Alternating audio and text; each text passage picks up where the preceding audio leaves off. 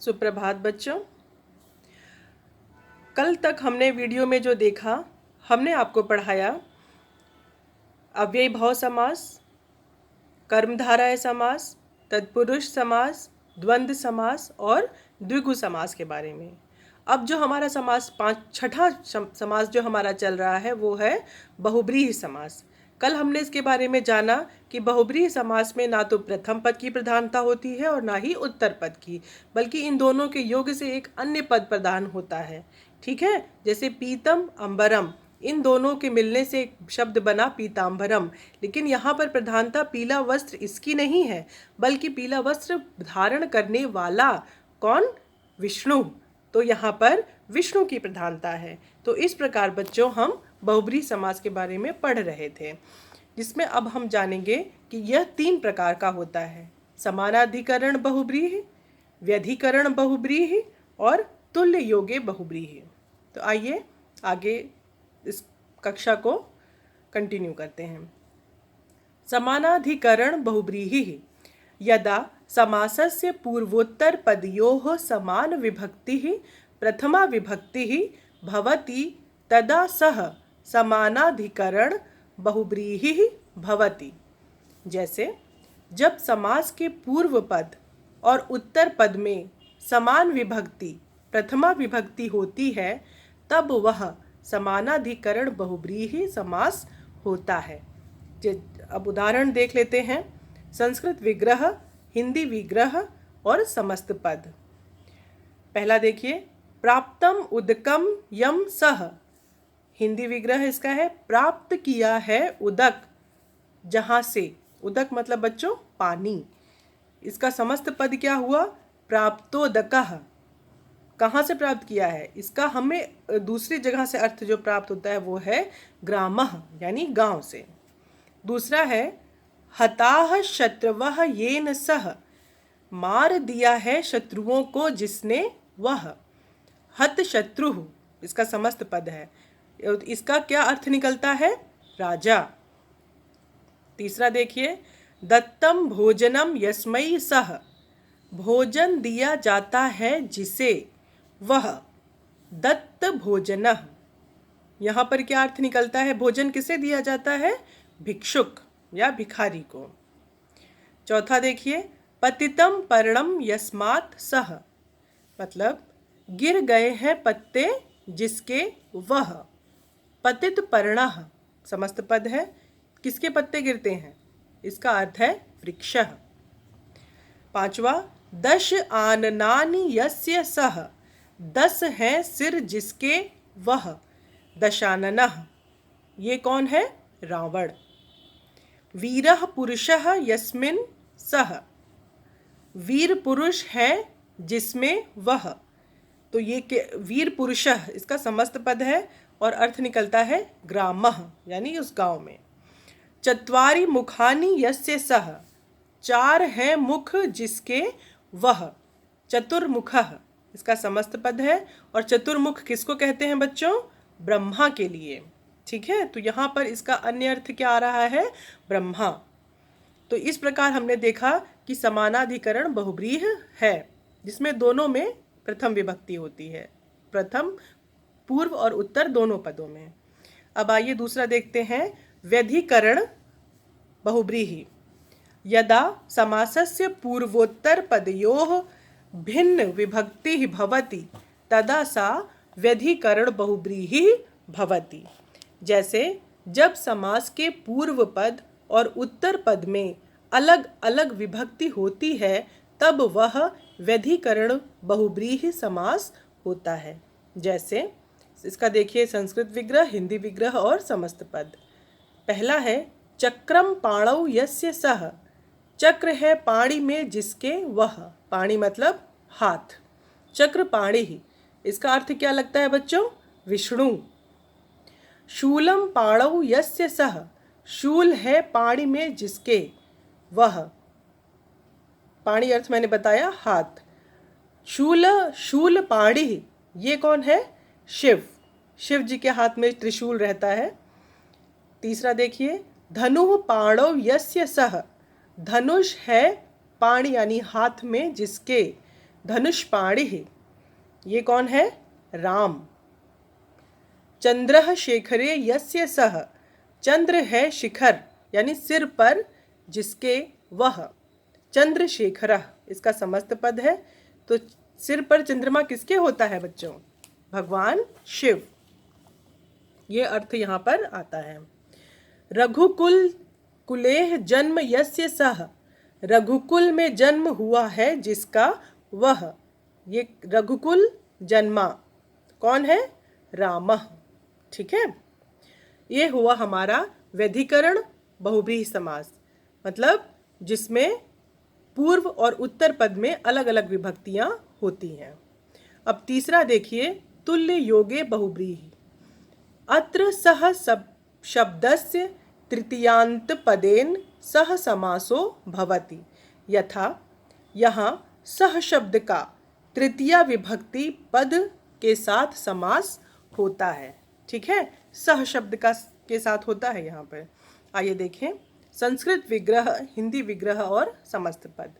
पुत्रेण सहितः, पुत्र के सहित, यहाँ पर समस्त पद है संपुत्रः।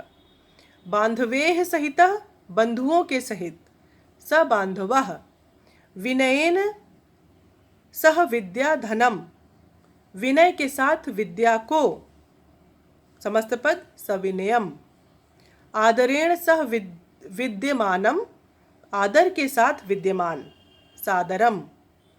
पत्या सह वर्तमानः, पत्नी के साथ वर्तमान, सपत्नीक या वशिष्ठ। एक भेद इसका ये है, उपमान वाचक बहुव्रीहि, ये भी देख लेते हैं। चंद्रः इव मुखम यस्य सा, चंद्र के समान मुख है जिसका वह स्त्री। इसका समस्त पद होगा बच्चों चंद्रमुखी। दूसरा है पाषाणवत हृदयम यस्य सः, पाषाण के समान है हृदय जिसका वह, पाषाण हृदयः। इस प्रकार हमने देखा आपका बहुव्रीहि समास पूरा हुआ। मैंने द्वंद्व नहीं बताया था। आइए देखते हैं हमारा छठा और अंतिम समास जो है द्वंद्व समास। सॉरी। द्वंद्व समासे परस्परम साकांक्षयोः पदयोः मध्ये च आगच्छति, अतएव द्वंद्व समासः उभय पदार्थ प्रधानः भवति। यथा धर्मः च अर्थः च धर्मार्थो। अत्र पूर्व पदम धर्मः, उत्तर पदम च अर्थः, अनयोः द्वयोः अपि प्रधानता अस्ति। द्वंद्व समासे समस्त पदम प्रायशः द्विवचने बहुवचने वा भवति। जैसे द्वंद्व समास देखिए, द्वंद्व समास में परस्पर साभिप्राय पदों के मध्य के च आता है, इसलिए द्वंद्व उभय पदार्थ प्रधान होता है। जैसे धर्मः च अर्थः च धर्मार्थौ, यहाँ पूर्व पद धर्म और उत्तर पद अर्थ, इन दोनों पदों की प्रधानता है। द्वंद्व समास में समस्त पद प्रायः द्विवचन अथवा बहुवचन में होता है।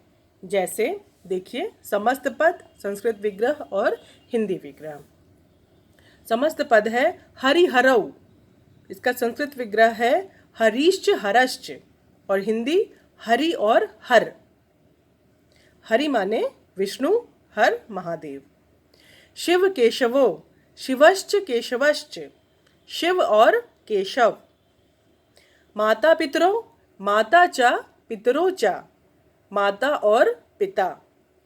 हेमंत शिशिर बसंताः, हेमंतश्च शिशिरश्च बसंतश्च, यानी हेमंत, शिशिर और बसंत। ये तीनों क्या है बच्चों? ये हमारे मौसम है। ठीक है, तो यहाँ पर भी हमने द्वंद्व देखा। द्वंद्व मतलब जिसमें च जुड़ा रहता है, यानी दोनों ही पदों की प्रधानता होती है, दोनों ही पद समान रूप से प्रधान होते हैं। समाहार समूहः इत्यस्य अर्थै द्वंद्व समासस्य प्रायेण नपुंसक लिंग एकवचने प्रयोगः भवति। यथा समाहार समूह के अर्थ में द्वंद्व समास का प्रायः नपुंसक लिंग में प्रयोग होता है। जैसे समस्त पद, संस्कृत विग्रह और हिंदी विग्रह। समस्त पद देखिए, राम केशवो, रामश्च केशवश्च, राम और केशव। भीमार्जुनौ, भीमश्च अर्जुनश्च, भीम और अर्जुन। सीता रामौ, सीताश्च रामश्च, सीता और राम। धर्मार्थौ, धर्मश्च अर्थश्च, धर्म और अर्थ। सूर्य चंद्रौ, सूर्यश्च चंद्रश्च, सूर्य और चंद्र। पितरौ, पिता च माता च, माता और पिता। भ्रातारौ, भ्राता च स्वसा च, भाई और बहन। पुत्रौ, पुत्रश्च पुत्री च, पुत्र और पुत्री। पाणिपादम, पाणि च पादौ च, हाथ और पैर। सुख दुखम, सुखम च दुखम च, सुख और दुख। गो व्याघ्रम, गोश्च व्याघ्रश्च, गाय और व्याघ्र। लाभा लाभौ, लाभश्च अलाभश्च, लाभ और अलाभ। जया जयौ, जयाश्च अजयाश्च, जय और अजय। धर्मार्थ, धर्माधर्मौ, धर्माश्च अधर्मश्च, धर्म और अधर्म। अर्थ धर्मौ, अर्थाश्च धर्माश्च, अर्थ और धर्म। राम श्यामौ, रामाश्च श्यामाश्च, राम और श्याम। अहोरात्रः, अहश्च रात्रश्च, अह यानी दिन और रात्रि। रथिका अश्वरोहम, रथिकाश्च अश्वरोहाश्च, रथिक और अश्वारोही। अहिनकुलम, अहिश्च नकुलश्च, अहि और नकुल। देवदत्त यज्ञदत्तो, देवदत्तश्च यज्ञदत्तश्च, देवदत्त और यज्ञदत्त। लक्ष्मण शत्रुघ्नो, लक्ष्मणश्च शत्रुघ्नश्च, लक्ष्मण और शत्रुघ्न। मानापमानौ, मानम च अपमानम च, मान और अपमान।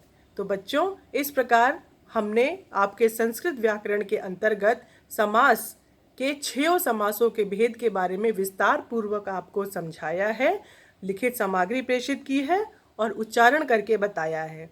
तो बच्चों, आप लोग उतनी ही मेहनत से पूरे समास को ध्यानपूर्वक अपनी कॉपी में लिखिए, उसका उच्चारण कीजिए, उसको याद कीजिए और समझिए, और कहीं कोई परेशानी होने पर तुरंत मुझसे पूछिए। ठीक है? मैं आशा करती हूँ कि आप लोग संस्कृत की कक्षाओं को बहुत इंटरेस्ट से सुन रहे होंगे। धन्यवाद।